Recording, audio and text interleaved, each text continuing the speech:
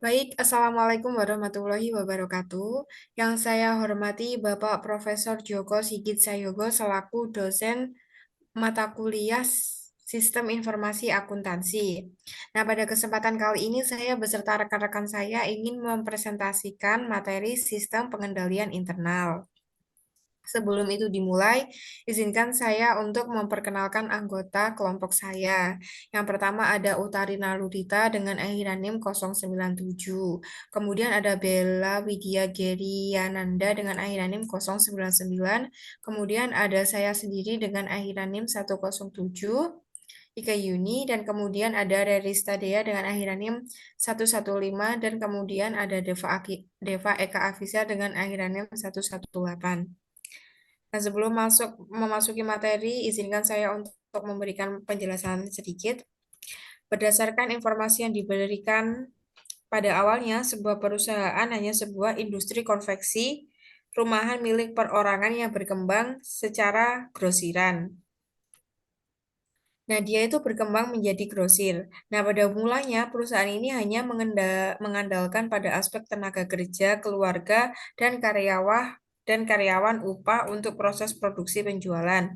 Namun, seiring dengan berjalannya waktu, ternyata perusahaan menyadari bahwa hal ini tidak efisien dan kemudian mencoba untuk mengevaluasinya. Selanjutnya dilanjutkan oleh rekan saya. Baik, lingkungan pengendalian. Implementasinya yaitu pembentukan organisasi berfungsi untuk memberikan kesadaran perlunya pengendalian bagi suatu organisasi. Contohnya pada PT Buana ditandai dengan memiliki gudang dan factory outlet. Jenis pengendalian internal. Yang pertama, mengompensasi aktivitas kontrol dan pengendalian internal berupa aktivitas direktif dan kontrol korektif. Lingkungan pengendalian merupakan pembentukan organisasi yang berfungsi untuk memberikan kesadaran perlunya pengendalian bagi suatu organisasi. Dari contoh, kasus PT Buana diketahui bahwa perusahaan telah melakukan penerapan lingkungan pengendalian yang baik dan benar. Diketahui bahwa perusahaan mengalami kemajuan yang mana ditandai dengan memiliki gudang dan factory outlet sebagai sarana pameran di beberapa lokasi memiliki ribuan pelanggan yang telah melakukan ekspor dan memiliki banyak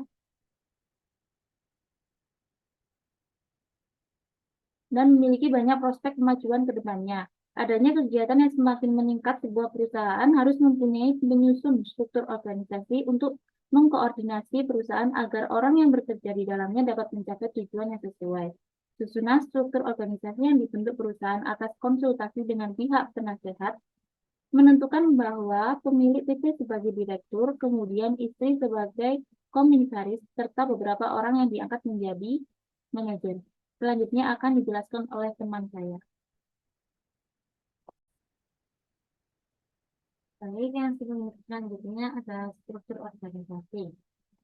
Struktur organisasi ini adalah yang memisahkan tugas serta fungsi uraian tugas atau job desk yang merupakan beberapa fungsi yang ada di dalam perusahaan. Yang biasanya direksi menyusun rencana bisnis dalam corporate yang secara periodik melakukan evaluasi berdasarkan pada perubahan lingkungan yang strategis. Direksi melakukan perencanaan dan pengarahan aktivitas bisnis. Lebih khusus, direktur mempunyai tugas fungsional berupa menetapkan kebijakan dan membina SDM manusia. Lalu di sini ada fungsi penyusunan struktur organisasi, yaitu yang pertama mengkoordinir setiap departemen atau pegawai yang bekerja di perusahaan. Yang kedua, job desk dari beberapa fungsi perusahaan yang berjalan dengan benar.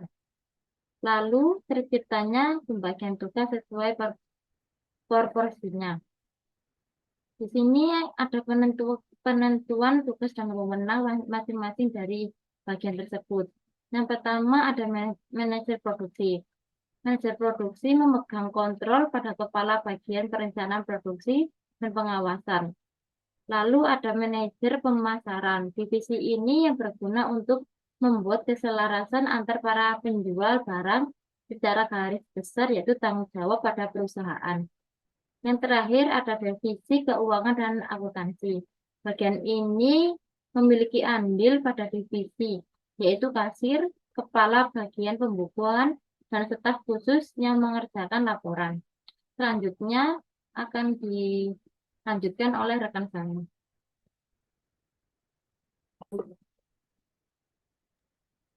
Baik, selanjutnya ini ada bagian PT Bu Ani sempat disinggung oleh Mbak Derista, yang mana pada posisi direktur ini ditempati oleh pemilik perusahaan, kemudian sang istri direkrut menjadi komisaris, dan kemudian pendiri ini merekrut beberapa orang yang ditugaskan untuk menjabat sebagai manajemen produksi, manajer pemasaran, dan divisi keuangan akuntan.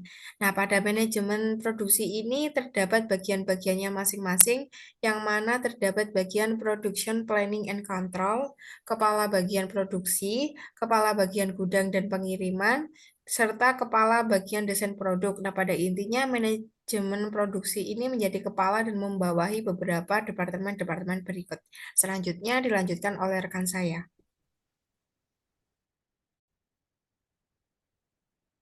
Baik, selanjutnya saya akan menjelaskan tentang penentuan tugas dan wewenang masing-masing bagian, yaitu dibagi menjadi tiga. Tadi sebelumnya sudah disinggung oleh rekan saya.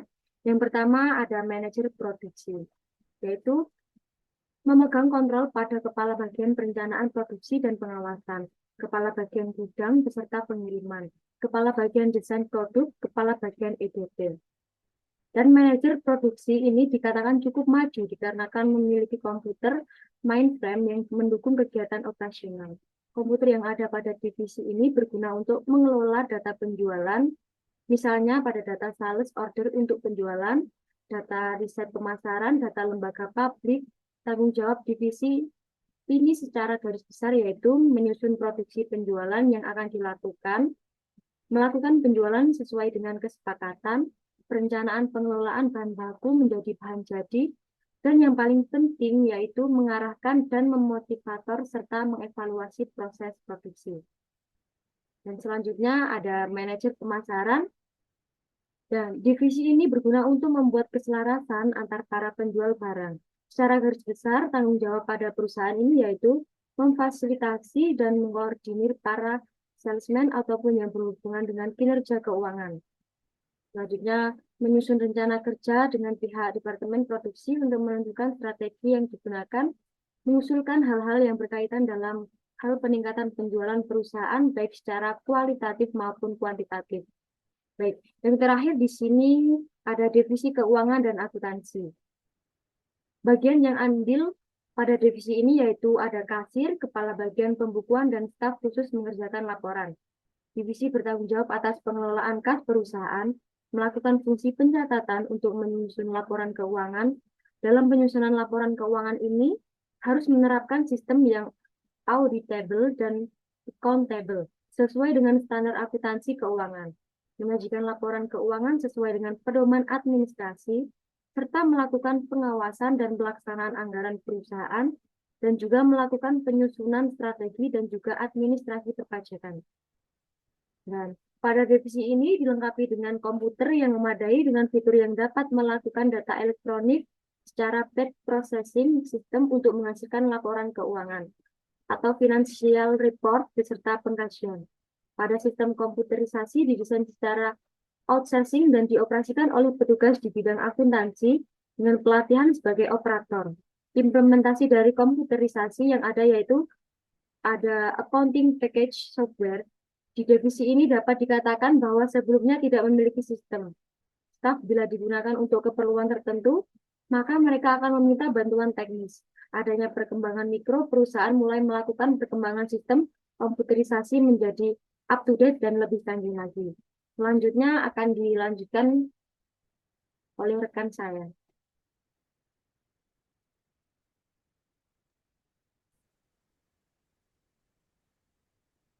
Baik, di sini saya akan melanjutkan materi dari teman saya, yaitu penilaian risiko. Penilaian risiko merupakan kesadaran dari pihak manajemen terhadap risiko pengelolaan organisasi. Pada perusahaan PT Buana, terdapat suatu proses backlog yang sudah sering terjadi pada bagian akuntansi yang sangat sering adanya dampak buruk pada perusahaan. Pada dasarnya, sistem backlog tidak akan pernah berhenti Hal ini merupakan akibat dari proses pengembangan produk yang masih berlangsung. Backlogs merupakan sebagai contoh adalah eh, terdapat pada purchase diskon biasa terlewat error dalam pencatatan transaksi dan pelaporan. Banyak presentasi produk yang tidak lolos inspeksi atas kontrol kualitas relatif tinggi. Biasa diasumsikan disebabkan mutasi pegawai yang tinggi. Akhirnya laporan-laporan yang disajikan kepada manajer kurang akurat, baik mengenai status data yang dilaporkan dalam laporan perbandingan anggaran dan realisasi biaya. Selanjutnya akan dilanjutkan oleh rekan saya.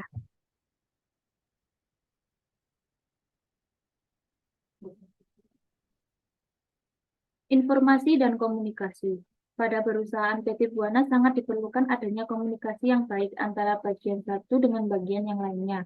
Dalam melakukan kegiatan pengolahan, persediaan barang dagang yang berfungsi untuk mencegah adanya suatu kesalahan pada perusahaan. Informasi dan komunikasi mencegah potensi resiko. Yang pertama, resiko keuangan, dikarenakan pemborosan. Yang kedua, resiko informasi, dikarenakan penggunaan akses informasi yang bebas. Yang ketiga ada resiko operasional, dikarenakan implementasi tindakan yang benar tetapi dengan cara yang salah. Yang selanjutnya akan dilanjutkan oleh teman saya.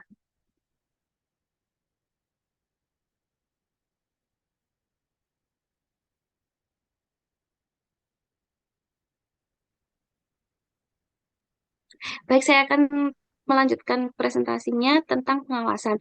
Pada PT Buana, pengawasan memiliki kebijakan yang terkait pengendalian persediaan pada barang dagang.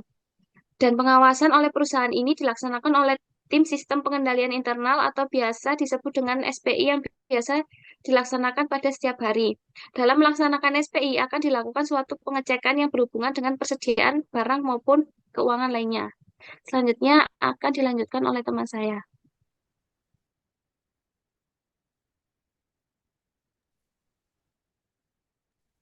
Selanjutnya yaitu mengenai flowchart seperti yang kita ketahui dari PT Buana itu nanti terdapat 6 departemen. Yang pertama ada salesman, kemudian ada bagian kredit, bagian penjualan, bagian gudang, bagian pengiriman, dan bagian keuangan.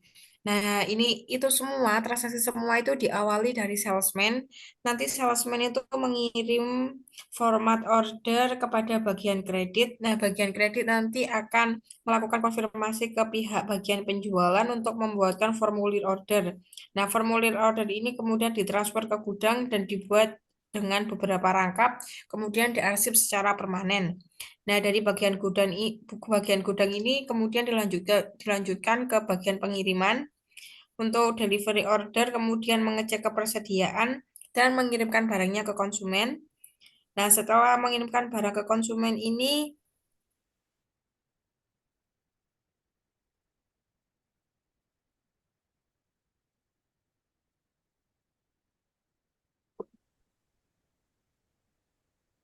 kemudian ada di bagian pengiriman. Nah, dari bagian pengiriman ini ada sangkut pautnya dari bagian gudang. Kan tadi kan bagian gudang sudah membuat delivery order, kemudian dilanjutkan ke bagian pengiriman. Nah, bagian pengiriman ini nanti mengecek kepada inventory atau persediaan untuk dikirimkan kepada konsumen. Nah, pada saat membuat delivery order konsumen ini diarsip secara permanen, kemudian dilanjutkan ke bagian keuangan, delivery order, kemudian disimpan ke folder, kemudian diarsip secara permanen. Pada dasarnya, menurut pemahaman yang kami pahami, sebagus apapun sistem pengendalian internal atau SPI hanya mampu memberikan jaminan yang memadai yang bukan jaminan mutlak kepada manajemen Dewan Komisaris mengenai permintaan tujuan organisasi. Menurut Joso, menyimpulkan bahwa semua SPI memiliki risiko bawaan. Oleh karena itu, berikan jaminan memadai, bukan jaminan yang terhadap penjualan kepada tujuan organisasi. Sekian presentasi dari kami. Mohon maaf jika terdapat kekurangan dan mohon koreksi juga dari Bapak. Terima kasih. Wassalamualaikum warahmatullahi wabarakatuh.